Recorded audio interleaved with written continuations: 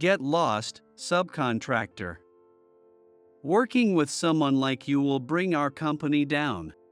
David, the department head of our business partner, held his coffee cup, but instead of taking a sip, he threw it right over my sister Jessica's head. With a gasp of hot, my sister quickly pulled out a handkerchief, desperately wiping off the coffee that had soaked her suit. Jessica, who had always put me first and taken care of me since we were little, was now being humiliated right in front of me. My anger reached its peak at David's outrageous behavior. Just as I was about to yell out, my sister's icy voice cut through the air, sending a chill down my spine. "Could you call Mr. Thompson?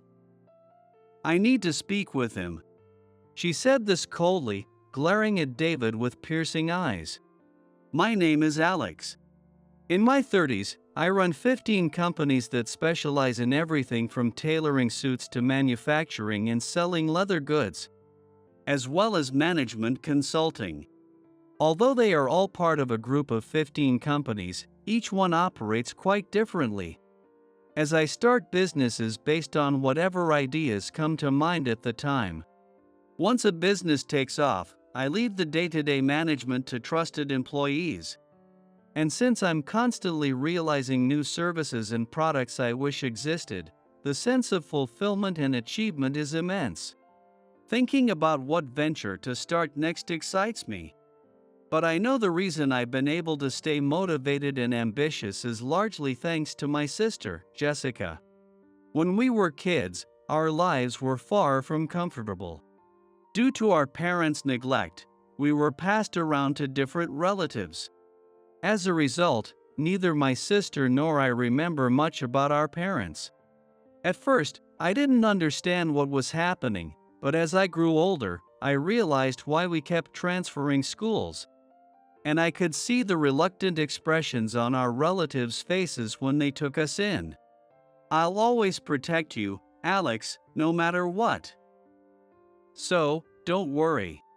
If my sister hadn't said those words back then, I'm sure I would have fallen apart.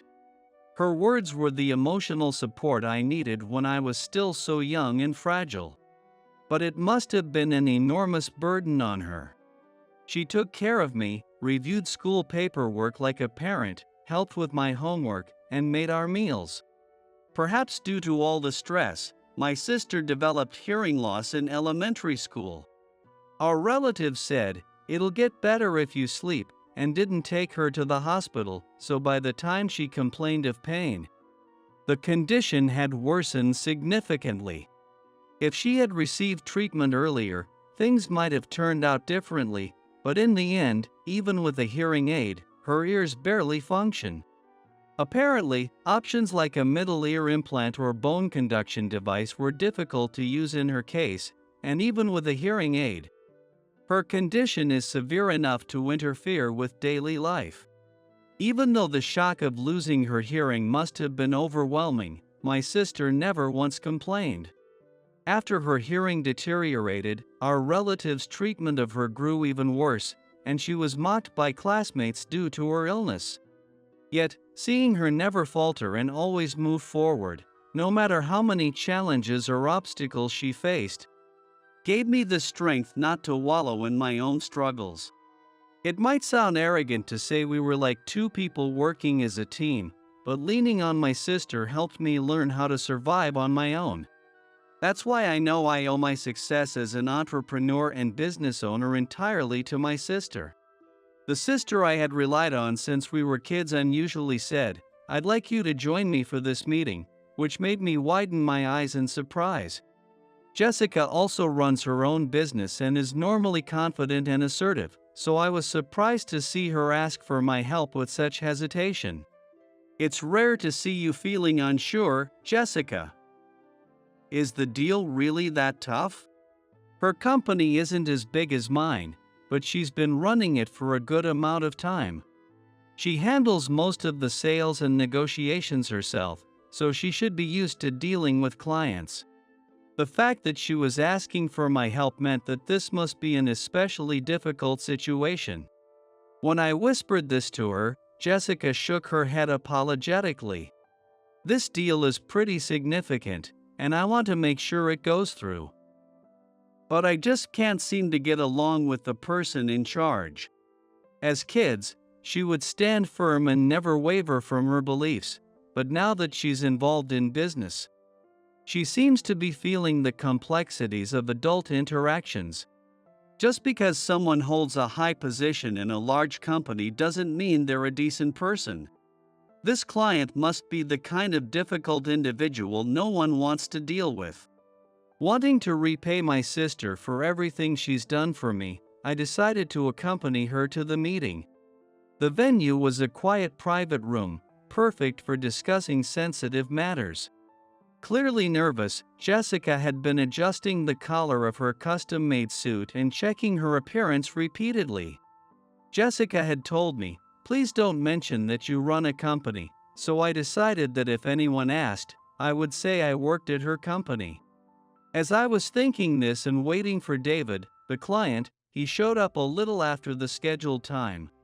"Sorry, I was looking for a smoking area and lost track of time." Even if that was true, would you really use that as an excuse? I thought, as Jessica smoothed things over, saying, "We just arrived ourselves." For now, with this level of interaction, Jessica didn't need to rely on sign language or any other form of assistance. I'm always amazed at how Jessica can carry on a smooth conversation without much trouble, relying on the little she can hear and her lip-reading skills. Of course, we had actually arrived over 30 minutes early and had been waiting for quite a while. But David seemed to take Jessica's comment at face value. He casually said, "Then I should have taken more time for a smoke," and handed his jacket to Jessica as if it were the most natural thing to do. I silently observed this exchange, but then David looked at me as if to say, "Who's this guy?" "Nice to meet you. My name is..." As I stood up to introduce myself, David cut me off, saying, "I don't need an introduction from some low-level guy." I had been worried that he might ask why we shared the same last name, but I was relieved to see that concern was unnecessary. At the same time, a sense of unease began to stir inside me due to David's unpleasant demeanor. "Can you just order me a drink? I don't like sweet stuff, so make it black." He said this as he tossed the menu at Jessica with barely a glance. Jessica looked at David with a troubled expression. And for good reason. David had intentionally covered his mouth while giving the order, making it difficult for Jessica to hear him clearly or read his lips. Not only was his voice muffled, but hiding his mouth made it impossible for her to guess what he had said. Though I thought it was unnecessary for him to go out of his way to be so spiteful, I couldn't very well reprimand someone who was important to Jessica's business. Thinking it would be simpler if I just handled the order, I pressed the button to call the server. But David shot me a cold look and said, "Stay out of it, low-level guy." A big part of what I do is assessing whether my business partners can handle basic interactions. It's true that when conducting business, it's important to not only evaluate the partner's business model but also to consider the passion and character of the company's leaders and employees. However, David's actions were clearly meant to belittle Jessica.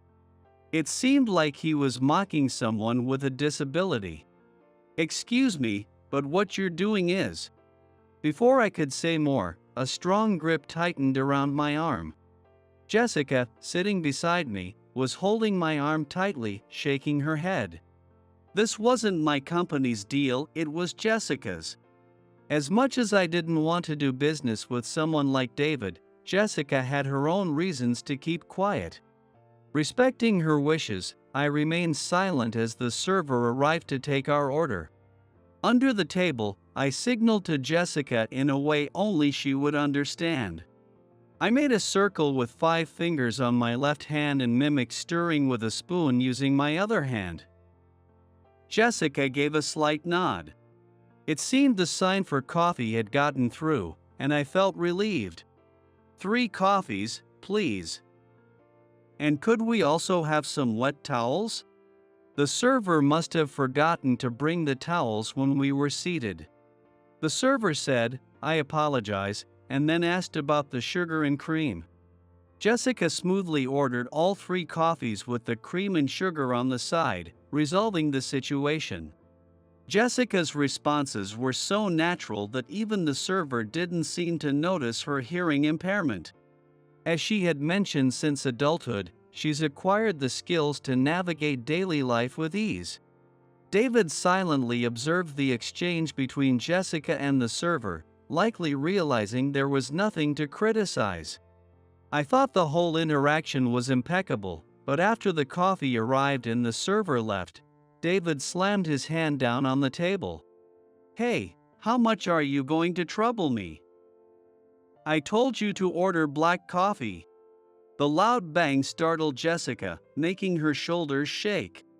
Not understanding David's outburst, I spoke up on Jessica's behalf. "Excuse me, but I believe you got exactly what you asked for." Along with the black coffee, Jessica had thoughtfully arranged for a wet towel.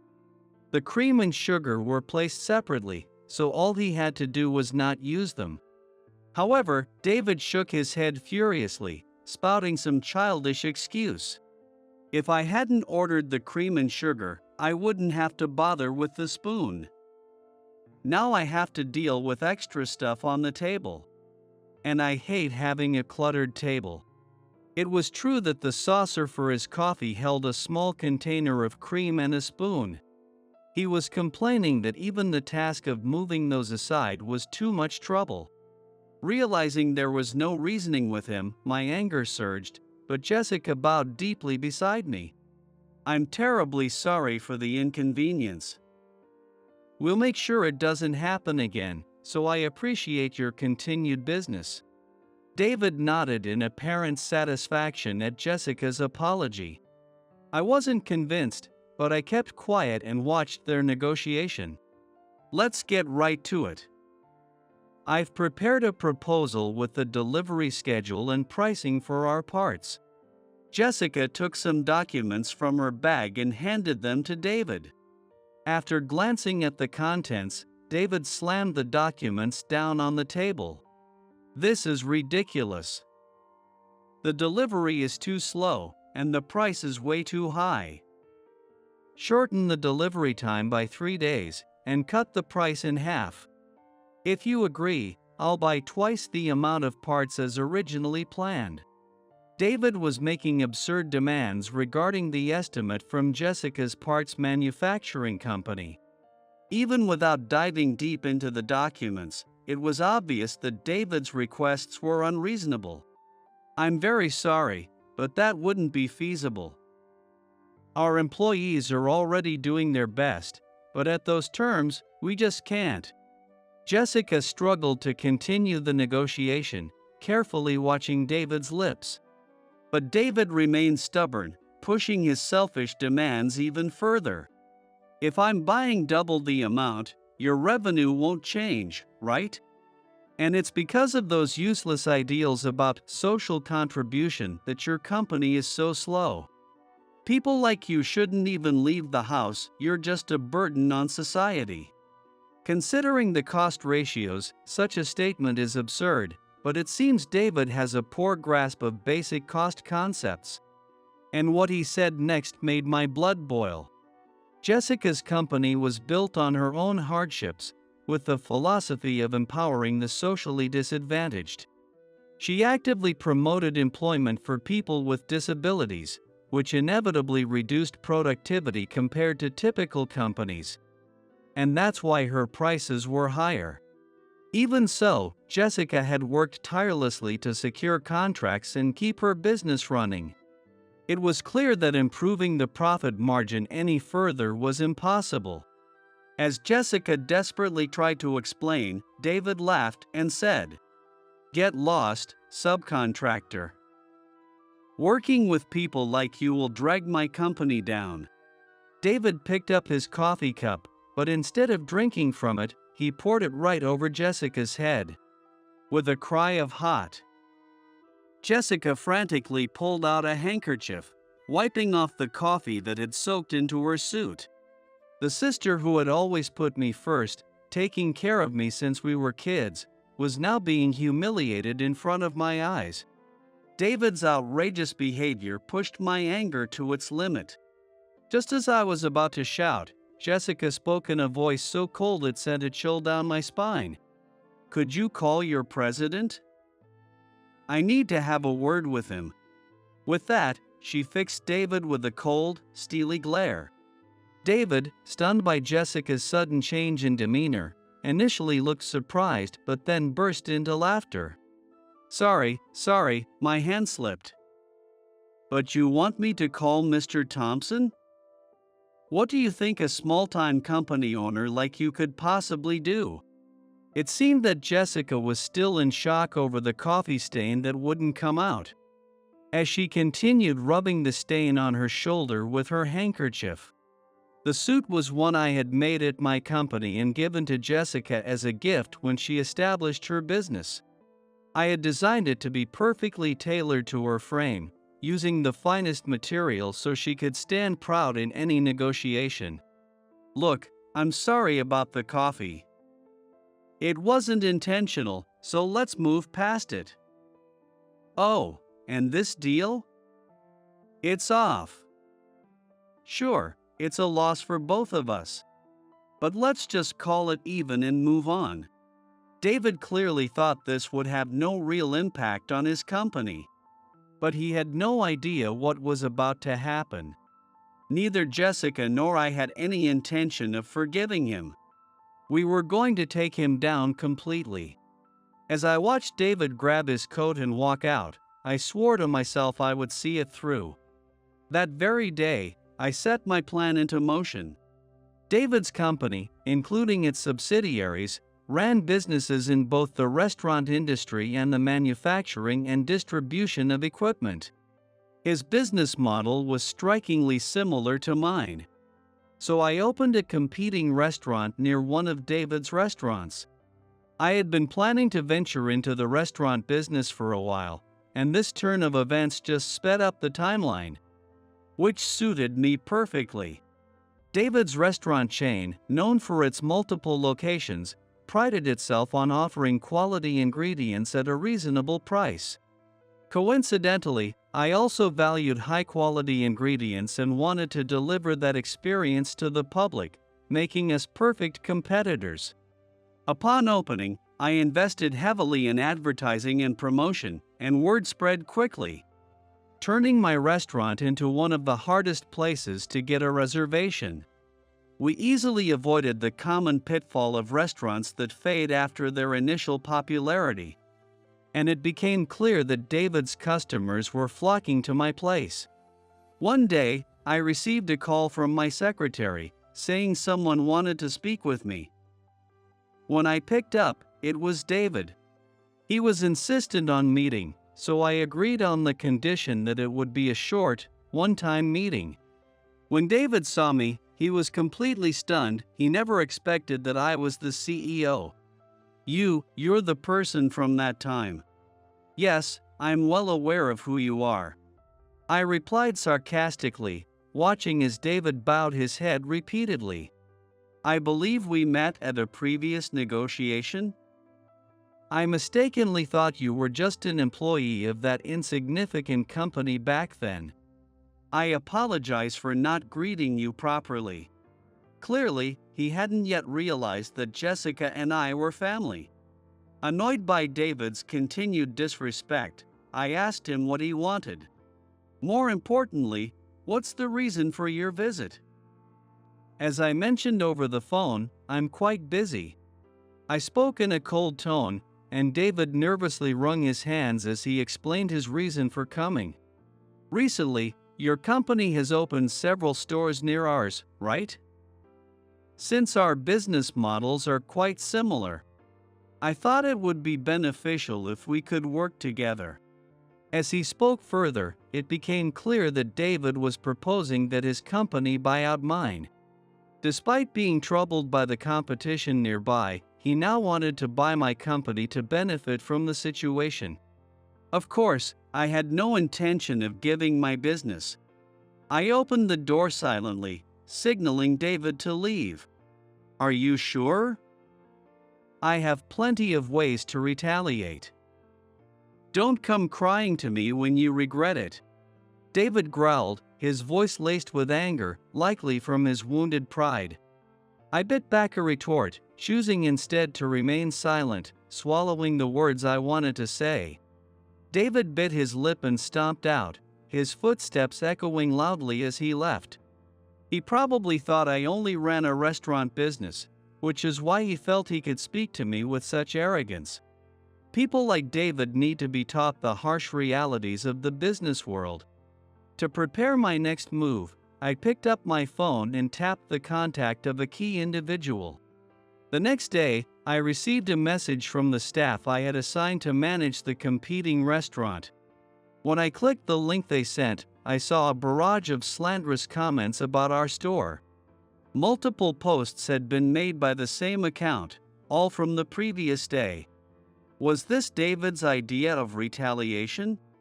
If so, it was incredibly childish and devoid of any sense of ethics.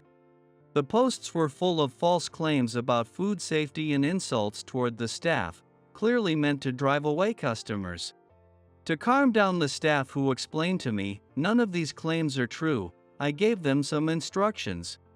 I trust all of you completely. Leave the comments as they are, but reach out to the site administrators and file a disclosure request. This is more than enough grounds for legal action. Let's work together to clear your names. After ending the call, my secretary walked in, as if waiting for me to finish. Apparently, there was a call for me. She said it was from the person who wanted to meet yesterday, making it obvious it was David again, but I asked my secretary to refuse the call. Sorry, please tell him I'm not interested in talking. And let him know that I'll be away on a business trip for a while, so I won't be available. Using a fake business trip as an excuse to avoid David, I returned to my work. Amidst my busy day, I noticed an email from Jessica on my phone. The message read, "Thanks for everything the other day. Actually, David showed up at our office, and things are getting a bit troublesome. He just won't leave. I could call the police, but that might stress the staff out, so could you do something about it?" I sighed when I read Jessica's email. So, because he couldn't get in touch with me, he went to bother Jessica instead. I couldn't help but wonder how shameless he had to be to show his face at her office. Part of me wanted to witness his audacity in person, so I quickly got ready and headed to Jessica's office. "Back from your trip? I'd been hoping to see you." As soon as David spotted me, he rushed over, grabbing both of my hands. Not long ago, he was boasting, "I won't forgive you, even if you regret it," but now he's done a complete 180. Ignoring David's attempts, I turned to Jessica. "You said you were having some trouble. What exactly happened?" Using simple sign language as I spoke, Jessica responded with a tired look. "He won't leave. Now he's trying to propose a new deal, but I've already started working with a new company, so I don't have time for this." David hurriedly interjected. "That's why I'm offering even better terms than before. I really hope we can resume our partnership." Despite his pleading, Jessica firmly shook her head, refusing to entertain the offer. "We're already at capacity. And besides, didn't you constantly complain about how unproductive my company was? You spoke as if people like us with disabilities were a burden on society." "I will never forgive you." Jessica said this in a firm tone, then continued, "And furthermore, and isn't the real reason you want to make a deal with my company because you're trying to keep ties with my brother?" David let out a groan, as if she had hit the mark, and suddenly said, "Ugh," before dropping to his knees in a deep bow. "Mr. Thompson told me to beg for your forgiveness at any cost. Please, I'm begging you." I looked down at his pitiful form with cold eyes. Recently, I had contacted Mr. Thompson of David's company and informed him that my company would no longer supply any of our products to them. We had been providing their uniforms at a discounted rate and managing their core marketing and advertising. Upon hearing this, Mr. Thompson immediately reached out, concerned about what had happened. When I laid out David's behavior in detail, Mr. Thompson responded with a heavy sigh, saying he would look into the facts. I'm sure Mr. Thompson contacted David right away. That's why David had been scrambling to reach me and even tried getting in touch with Jessica. Of course, neither of us had any intention of forgiving him. If you continue to stay here, I'll call the police. And I'll also inform Mr. Thompson. At the mention of the police and Mr. Thompson, David's face went pale. He quickly bowed to us again and left without another word. It became clear that the malicious reviews of my restaurant were written by David. Naturally, this has led to a lawsuit, and we're awaiting the court's decision. Our lawyer is confident that David will face severe consequences. I'm sure David is anxiously awaiting the verdict as well. Since then, David's restaurant next to mine has been replaced by another business. Not only did they lose customers to my establishment, but they also suffered from incidents caused by poor staff training and sloppy food management. Ironically, the very complaints David had made about my restaurant turned out to be true for his own. I couldn't help but laugh at the thought that he had been describing his own business. Later, Mr. Thompson personally reached out to me to apologize. He also requested that we resume our business relationship, saying David had been dealt with appropriately. I haven't seen David since, so he was likely fired. Considering all the harm he caused, it was only fitting. I can only hope that he turns his life around and re-enters society with a changed heart. Meanwhile, my company continues to grow, expanding into new ventures and services as I think of them. Jessica's company is also gaining recognition for its inclusive hiring practices, creating a workplace where people with disabilities can thrive. In the end, businesses focused solely on short-term profits and self-interest don't last. I plan to continue contributing to society alongside Jessica.